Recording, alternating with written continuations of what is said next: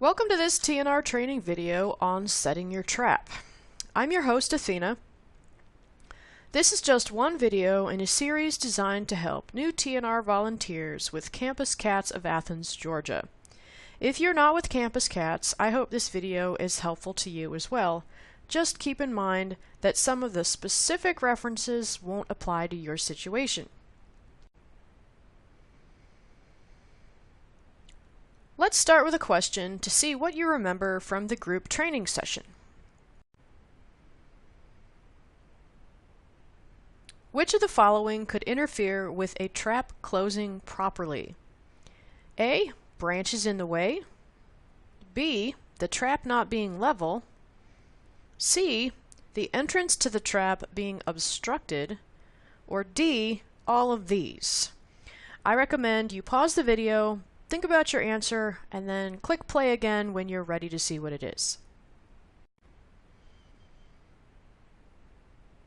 D is the correct answer. All of these things could interfere with a trap closing properly. And if your trap does not close properly, you're either not going to catch your cat or your cat's going to get away after it gets caught.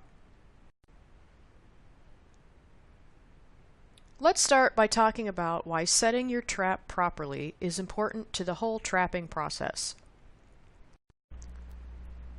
Take a couple of minutes now to think about why setting the trap is important for the trapping project. What can go wrong with setting your traps? How can you keep these things from happening so trapping goes smoothly?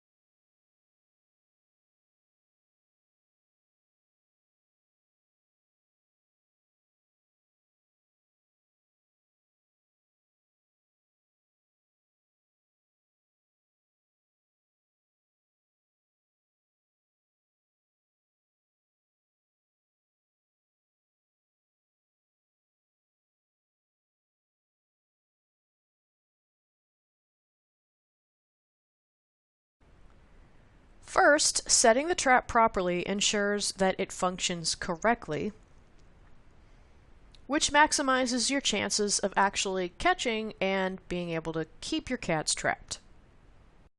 These are the basic rules for setting a trap. Take a couple of minutes now to think about what you remember from group training about the basics of setting traps. What steps should you follow to make sure it is done correctly? What can go wrong? How can you troubleshoot?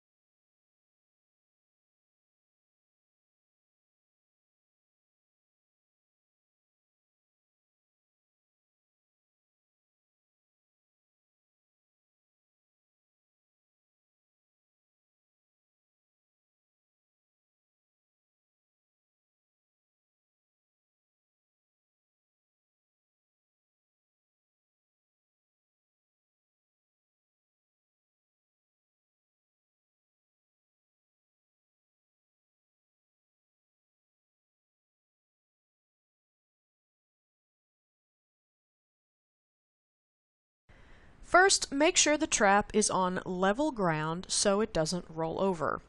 Remember that a lot of traps will just pop open if they roll over, and you'll lose your cat when that happens. Most cats will never go into a trap again after they've been startled by having it close behind them, so this is really important. We talked in a previous video about identifying an ideal trap location, but you might have to change your plans a little depending on the slope of the ground and the location of rocks and branches, etc. The trap also needs to be laying flat because this minimizes the chances of it rolling over. The entrance of the trap also must be clear of anything that could get in the way of a cat either going inside or keeping the trap from closing when the cat steps on the trip plate.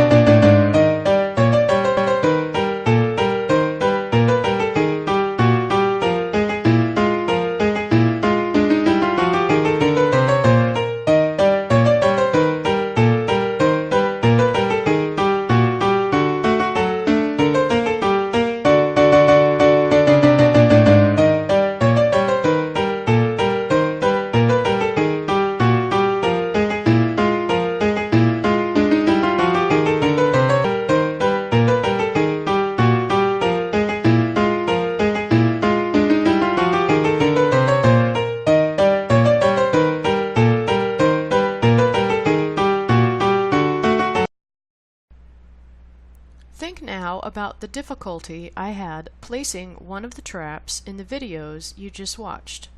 What was causing the problem? How would you have handled the situation? What do you think I did in the end, off the camera, where you couldn't see? Feel free to re-watch the videos to answer these questions.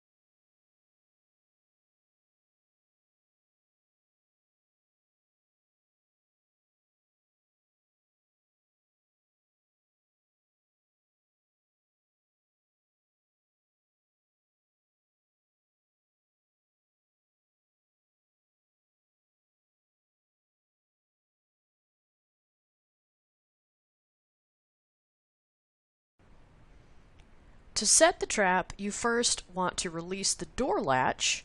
This might mean different things depending on the type of trap you have, but most door latches look pretty similar to each other, and you should remember this from the group training session. Next, you just push the door open, and then while you hold the door open, you hook the arm of the trip plate into the slot on the door. Now, if you don't remember what these parts are from the group training session, feel free to check out our video on parts of a trap. To set your trap, first you want to hold the door, release the latch, pull the door up, and then insert the hook under the slot. So here's how we release the door. Pull it up and push it down. And then to reset the trap, release the latch, pull up the door, and put the hook into the slot. Now mine in this case was a little stiff because it was very cold out, but basically you just put the hook under that little piece of metal and you're all set. And this is just a close-up view of the hook and the slot in the door. So push the hook under that piece of metal and your trap is set. Practice with your trap now for a minute or two to make sure you've got the hang of it. Notice how each component works with the others in case you have to make repairs.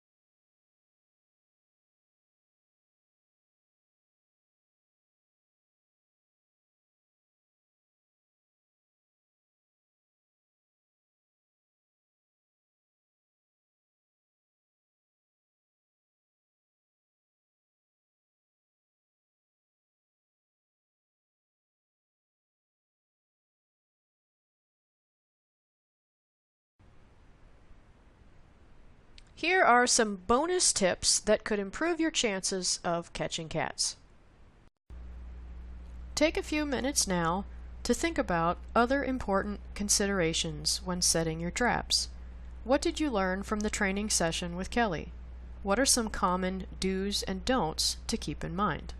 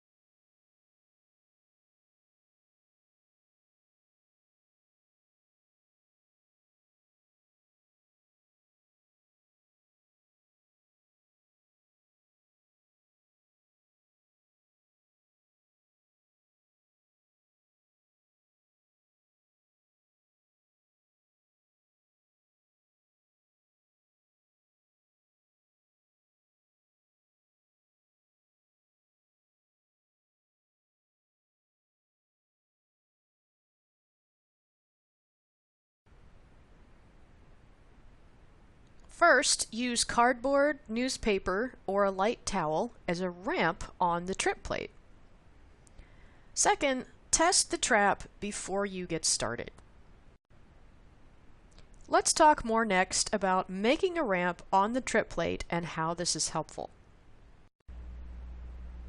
Take a couple of minutes to think about what you learned about making a ramp from Kelly and the group training session. What is it?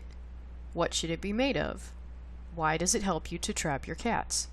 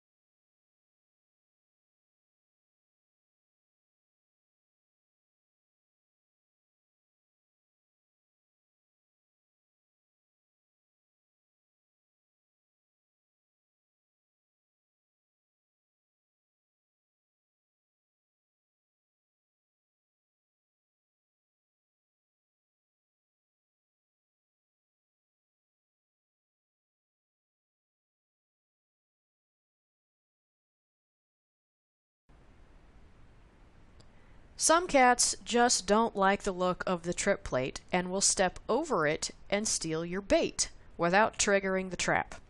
It's frustrating to watch this happening because the cat is inside the trap but not actually triggering it. Putting something over the trip plate makes a little ramp that cats are much more likely to step on because it creates a gradual incline that doesn't look as strange as the trip plate by itself. I like to use pieces of cardboard from old boxes, but light towels and newspapers work as well. Here's an example of a ramp made out of newspaper laying inside a trap on top of the trip plate. Here you can see this yellow line outlines the edge of the trip plate. And notice how much longer the ramp is compared to the size of the trip plate. This helps a lot to keep cats from stepping over the trip plate and actually stepping on it on their way to the bait at the end of the trap.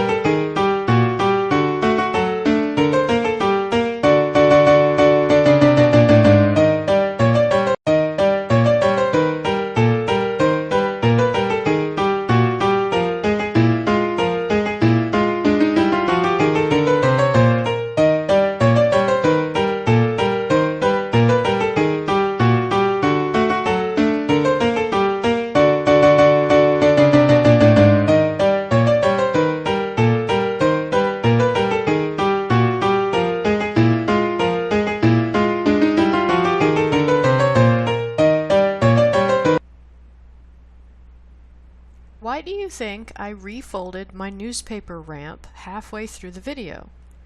What did you notice about the first ramp that was different about the second ramp? Take a few minutes to consider these questions and possible pros and cons of different ramp materials.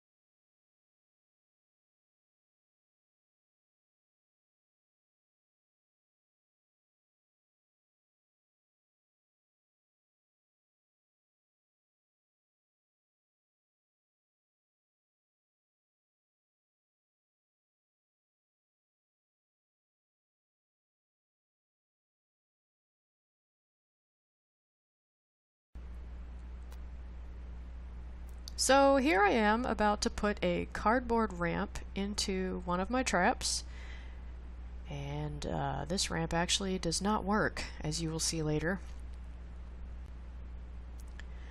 And here is what you're trying to avoid with the ramp. Watch this cat as he just moves off to the side of it because it's too narrow, and then he just steps over it. It's so frustrating watching that happen. So he's just sitting there enjoying the food, and I'm trying to figure out how can I get him to step backwards so that he steps on that trap without scaring him out of it. So yeah, he's eating the bait there. His little sister's trying to figure out how she can get in on some of that action. So here I am trying to fix the ramp. I realized it was too narrow and it had slid down, so I'm reaching in there to pull it out, and I'm tearing it in half so that I can put the two halves next to each other, and then it'll be wide enough. What I didn't realize is that it's not long enough now, so it has to be both the same width as the trip plate and longer than the space that the trip plate takes up. So here's that little stinker of a cat again, and now he's got the hang of it, so he went in quick, and he steps over it, and he's enjoying that bait. Next, we'll talk about how to test the trap to make sure it's working properly. Take a couple of minutes to think about testing your traps before you get started. Why is this a good idea? What kinds of things could go wrong that would cause the traps to fail?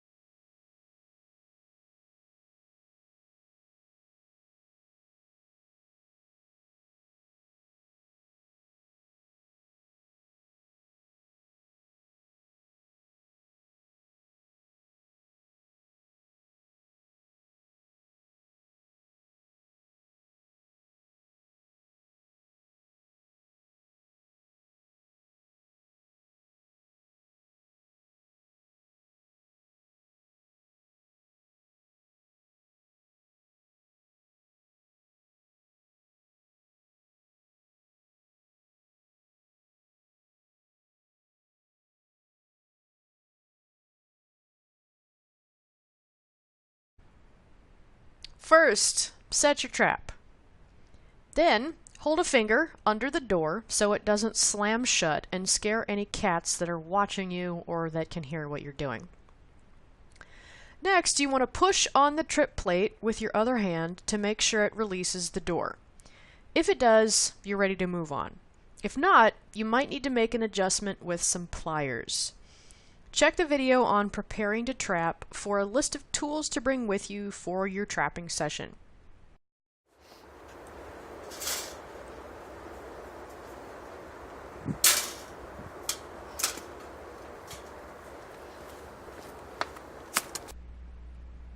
Take a couple of minutes now to look at the following images of a trap and see if you can identify everything that needs to be fixed to make sure the trap will work properly.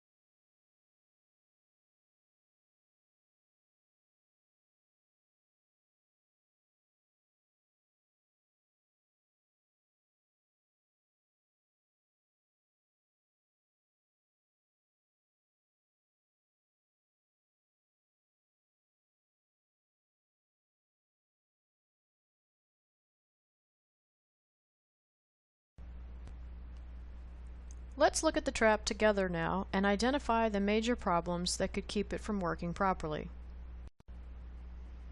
First of all, the trap is on a slope with the front at a lower point than the back. This makes it very unstable, and it could slide down the hill or roll over when a cat goes inside. The trap is also not level because it's laying on some springy grass. An unstable trap will probably scare your cat before it goes onto the trip plate. In addition, not being flat on the ground makes the trap likely to roll over when a cat does go inside. These traps can pop open when they roll over, which means you lose your cat and will have a very hard time catching it again. There's also a stick poking into the trap, which will keep it from closing all the way if a cat does go inside and step on the trip plate, and the result is the same. You lose your cat and have to try to catch it again. We'll end this video on setting your trap with a quick question to see what you've learned. Why must the trap be flat on the ground? A, to make sure cats can see it. B, so it closes properly. C, so it's inconspicuous. Or D, to make sure the bait isn't lost. Again, I recommend you pause the video, think about your answer, and just push play again when you're ready to see what it is. B is correct because the trap being on uneven ground or not laying flat on the ground could prevent it from closing properly. I hope this video on setting the trap was helpful. Thanks for watching and happy trapping!